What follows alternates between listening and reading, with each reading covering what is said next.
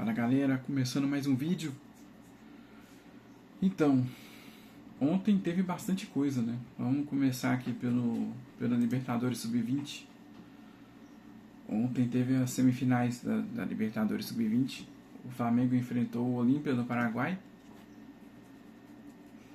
Um jogo meio truncado, né? Com toda a semifinal. O Flamengo abriu o placar com o Rian Roberto. Falar das escalações primeiro, né? O Flamengo veio com o Léo Nanete no gol. A dupla de zaga, o João Vitor e o da Mata. O Léo Nanete e o João Vitor a gente já conhece. Daniel Salles, também a gente já conhece, já jogou no time profissional, na lateral direita. E o Ramírez na lateral esquerda. O Flamengo veio no 4-4-2. Na segunda linha de meio campo, o Mariano e o Caio Nóbrega fazendo a meiuca ali, o Rian Roberto e o Alan o Rian Roberto pela meia esquerda e o Alan pela meia direita, e no ataque o Guilherme, que a gente já conhece também, outro que já jogou no profissional, e o Josmar. E o Olímpia, no gol tinha um Insfran. No 4-3-3 veio o Olímpia na zaga Cabaleiro e Ruiz. Na lateral direita estava o Aranda e o Amarília na lateral esquerda. No meio campo tinha o Cardoso, Benítez e o Ledesma. E no ataque, um trio de ataque, o Baroni de centroavante, Gamarra na ponta esquerda e o Freires na ponta direita.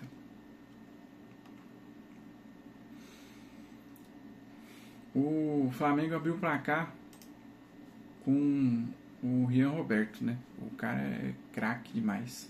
É joia da base desde muito antes, né, do Felipe Luiz entrar.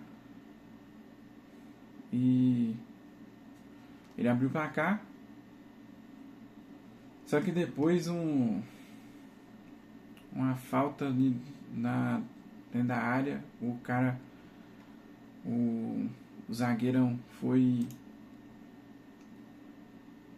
o João Vitor. Ele foi tentar desarmar o atacante do Olímpia, e aí com a outra perna ele acabou acertando o atacante do Olímpia, e aí dentro da área, pênalti. Aí o Baroni foi e empatou o jogo. E no segundo tempo o Pablo Lúcio acertou uma pedrada de fora da área e garantiu a classificação.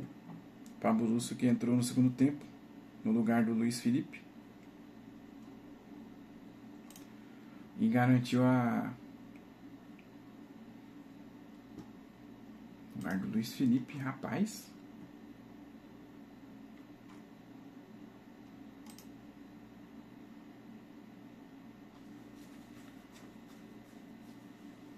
Estranho, mas tá bom. Classificamos para a final, né? Mais uma vez, terceira Libertadores Sub-20 e terceira final, com 2 títulos, né? O maior campeão da Libertadores Sub-20 é o Flamengo. E tudo estava se encaminhando para uma final repetida, né? Um Palmeiras na outra semifinal enfrentando o Santiago Wanderers do Chile. E o Palmeiras abriu o placar, mas acabou tomando a virada. O Palmeiras abriu o placar com o Riquelme Felipe, um cruzamento rasteiro que ele pega ali dentro da área e faz o primeiro gol do Palmeiras. E aí acaba o primeiro tempo. No segundo tempo começa a derrocada do Palmeiras, né? O Riquelme que abriu o placar, ele é expulso. E depois o Cone, que é um zagueirão. O Palmeiras ele veio com a Cauã Lima, a escalação do Palmeiras. Cauã Lima no gol, Thiago e Cone na zaga, André Lucas na esquerda, na lateral esquerda, e Luiz Saboia na lateral direita. 2 volantes, Rodrigo, Rafael Coutinho e João Paulo. 4-2-3-1, né? Os 3 homens de meio de campo, o Heitor, Vinícius, o Eric e o Juliano. E no ataque o Felipe Marinho. E o Santiago Wanderers veio com o goleiro Avejo no gol, no 3-5-2. Valenzuela, Adasme e o Barramondes na zaga. No meio campo ali, como alas, o Alex Silva na esquerda e o Dubo na direita. No meio campo, o Villarroel de volante. E nas meia direita e esquerda, o Ponce e o Avendano, respectivamente. E no ataque, o Carlinha e o Flores. E o Palmeiras abriu o placar com o Riquelme e Felipe. E no segundo tempo, o Palmeiras já começa. O Riquelme é expulso. Aí depois o Cone dá com as travas da chuteira no Vargas, no outro rapaz lá do Santiago Wanderers. E aí dentro da área é pênalti, mas eu achei meio estranho, sei lá, não entendi muito bem a interpretação do árbitro. Se você puder comentar aí para esclarecer, porque ele deu pênalti, o juiz, no VAR, e mesmo assim ele expulsou o jogador do Palmeiras. É a dupla punição, né? Não consegui entender, sim, muito bem. Mas o que aconteceu foi que ele expulsou o jogador do Palmeiras, o Cone, e deu pênalti. E aí o Santiago Wanderers empatou a partida. E logo em seguida, coisa de 9 minutos depois, já conseguiu um outro ataque e aí virou o jogo com o Carlinha. O Felipe Tereza entrou no final do jogo. No finalzinho do jogo, o Felipe Tereza entrou, né? Que ele estava dando entrevista falando a beça aí que falando do Palmeiras, da transferência dele do Flamengo pro Palmeiras. Mas não teve jeito não. E ainda assim, no final do jogo, o Palmeiras teve mais um expulso ainda. Aos 93 no finalzinho do jogo ali, 93 minutos de partida, o João Paulo foi expulso também. O Palmeiras terminou o jogo com 3 jogadores a menos e uma desclassificação também. Não conseguiu classificar para a final, que seria a repetição da final do ano passado, né? Quando o Palmeiras e o Flamengo se enfrentaram e foram para os pênaltis. E o Flamengo ganhou o bicampeonato. Mas dessa vez o Flamengo vai pegar o Santiago Wanderers do Chile. Agora,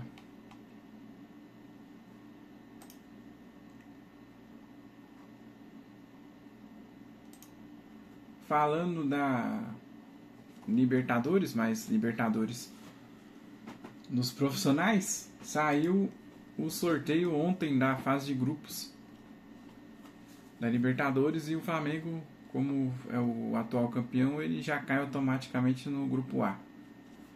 Só que é só isso, não tem vantagem nenhuma. E aí o Flamengo cai no grupo A, com sorteio feito ontem, o Flamengo vai enfrentar no mesmo grupo o Estudiantes da Argentina, o Cusco do Peru e o Independiente Medellín, que é da Colômbia. O Flamengo pegou um grupo bem chatinho, bem complicado, né?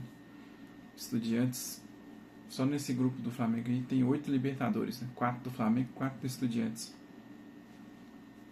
Um adversário meio enjoado que o Flamengo vai pegar. E aí depois o Cusco do Peru é na altitude 3.000 e tantos metros lá, 3.300 metros de altitude. Nossa senhora.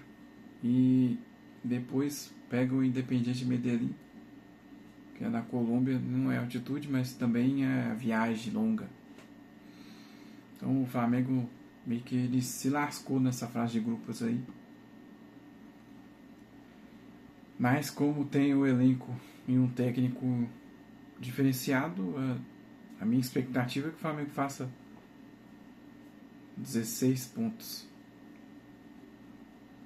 Mas o ano passado também eu tinha uma expectativa aí do Flamengo fazer 16 pontos e o Flamengo quase não se classifica, né? O importante é que depois que classificou, aí foi pro título. Mas enfim, o grupo da morte mesmo, pra mim, é o grupo do Mirassol, que caiu com Always Ready da Bolívia, Lanús da Argentina e LDU Quito do Equador.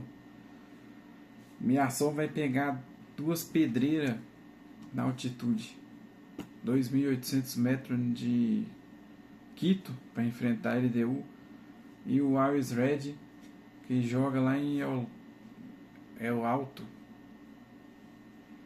4.000 metros de altitude, mais de 4.000 metros de altitude. O Mirassol vai ter que fazer o fator casa valer a pena, porque 2 jogos na altitude é brincadeira. Se lascou. Ainda pegou o Lanús, que também é carne de pescoço. O Palmeiras caiu no grupo F, o Mirassol caiu no grupo G. O Palmeiras caiu no grupo F e junto uma surpresa de 0 pessoas, né? O Cerro Porteño e o Sporting Cristal, que onde está o Palmeiras, está esses 2 times também. E para diferenciar, o Júnior Barranquilla. A molezinha pro Palmeiras, né? O Palmeiras está cansado de enfrentar Cerro Porteño, Sporting Cristal.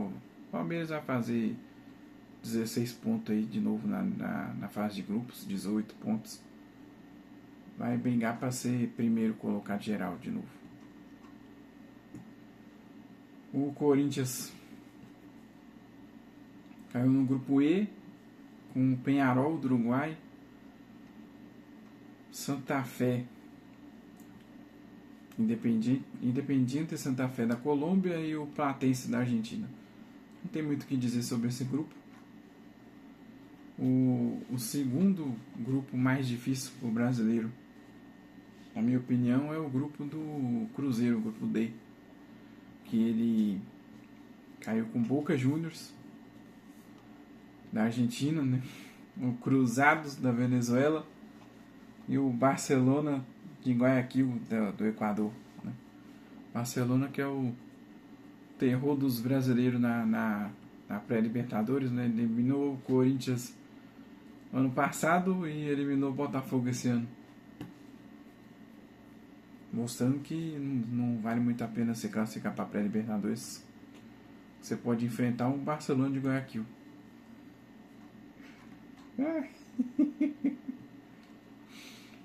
O Fluminense caiu no grupo C, vai pegar o Bolívar, nossa, altitude. Vai pegar o Deportivo La Guaira da Venezuela, também é outra molezinha. E o Independiente Rivadavia da Argentina. Não tem muito o que dizer desse grupo, não. de resto é isso aí. E teve também ontem o jogo do Flamengo contra o Remo no Brasileirão. O Remo volta ao Maracanã para enfrentar o Flamengo. Tava um tempo aí, um tempo considerável. Deixa eu ver aqui. Não enfrentava o Flamengo no Maracanã desde 2013, 17 de abril de 2013, pela Copa do Brasil. O Flamengo enfrentou o Remo e foi 3-0. Mas enfim, o Flamengo veio para esse jogo a escalação com o Rossi no gol. Agora que o técnico é outro, acho que o André vai ter seu espaço reduzido, né? Não vai jogar mais não sei. Talvez se o Rossi machucar, talvez ele entre, mas sei lá, não quero que o Rossi machuque não. Então Rossi no gol, Léo Pereira e Léo Ortiz na zaga, Emerson Royal na lateral direita e Alexandre na esquerda, Pulgar e Jorginho na volância, 4-2-3-1, padrãozinho. Luiz Araújo, dessa vez titular, Samuel Lino na esquerda, Arrascaeta e Pedro. E o Remo veio com Marcelo Rangel no gol, 4-1-4-1, o esquema tático, Marcelinho na esquerda, o Chamba na direita, Kaique Almeida e Marlon na zaga, o Pico na volância, a segunda linha de jogo ali, o Aleph Manga e o Jajá nas pontas, Patrick de Paula e Zé Ricardo no meio e o Vitor Bueno no ataque.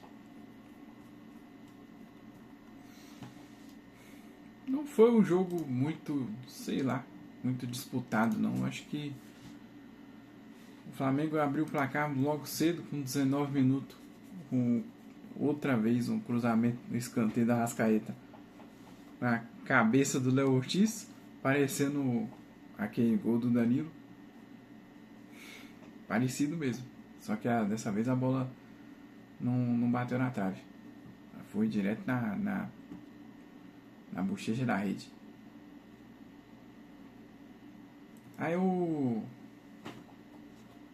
Remo tava explorando contra-ataque, né? Fazendo transições rápidas, acionando o Aleph Manga na direita, na esquerda, botando o Aleph Manga para correr, porque o Flamengo tava com uma posse de bola meio lenta ali, muito despretensiosa. Depois que abriu o placar, principalmente uma toqueira desgramada, o Pedro no primeiro tempo foi uma barca de novo. O Arrascaeta errou tudo que tentou nessa partida. O Pedro só foi melhorar no segundo tempo, quando ele é acionado e participa dos 2 gols, né? Depois no segundo tempo parece que o Leonardo Jardim deu uma dura nos jogadores, porque eles já voltaram e já resolveram o jogo, né? O Samuel Lino outra vez contando com a sorte, finalizou uma jogada que o Pedro faz o corta-luz, faz o pivô, né, pra bola chegar no Luiz Araújo, fazer uma tabelinha ali, uma jogada com o Samuel Lino para o Samuel Lino finalizar e a bola desviar e enganar o goleiro e fazer o gol. E logo em seguida, com 54 minutos de jogo, outro pivô do Pedro E o Luiz Araújo pega essa bola e chuta na saída do goleiro, no cantinho. E aí pronto. O Flamengo agora ele é protocolar. Ele tá sendo, né? Já é o segundo jogo que o Flamengo faz 3-0 e para. E começa a se poupar, começa a descansar o elenco. Antes, tipo, talvez na temporada passada, esses seriam jogos que o Flamengo ia meter 6, 7. Tanto no Botafogo na rodada passada, quanto nesse contra o Remo. Mas foi duas vitórias de 3-0. O Flamengo faz 3-0 e começa a se poupar. A próxima rodada do Brasileirão, o Flamengo vai enfrentar o Corinthians. E sem o Pulgar e sem o Léo Pereira, que estavam pendurados e tomaram amarelo. Vão descansar no final de semana aí. Não vai pegar o Corinthians, que poupou alguns jogadores também pro confronto, né? Para enfrentar o Flamengo. Bom, de resto é isso. Eu vou dar uma estudada nesses times aqui que o Flamengo vai enfrentar na fase de grupos. Em breve vocês terão aí, provavelmente quando chegar mais perto do confronto, né? Eu vou tentar fazer um raio-x desses times e postar aqui pra vocês, pra gente ficar sabendo mais coisas sobre esses times que o Flamengo vai enfrentar. Deixa o like aí, galera, e se inscreve no canal. E comenta aqui embaixo o que você está achando desses vídeos. É muito importante para mim saber essas opiniões de vocês, para eu poder melhorar. Às vezes vocês têm umas ideias que eu não estou pensando em ter. E aí isso pode dar uma sugestão de vídeo para mim. E aí eu posso melhorar o canal fazendo do jeito que vocês querem. Muito obrigado a todos vocês que estão vendo o vídeo até aqui e até o próximo vídeo.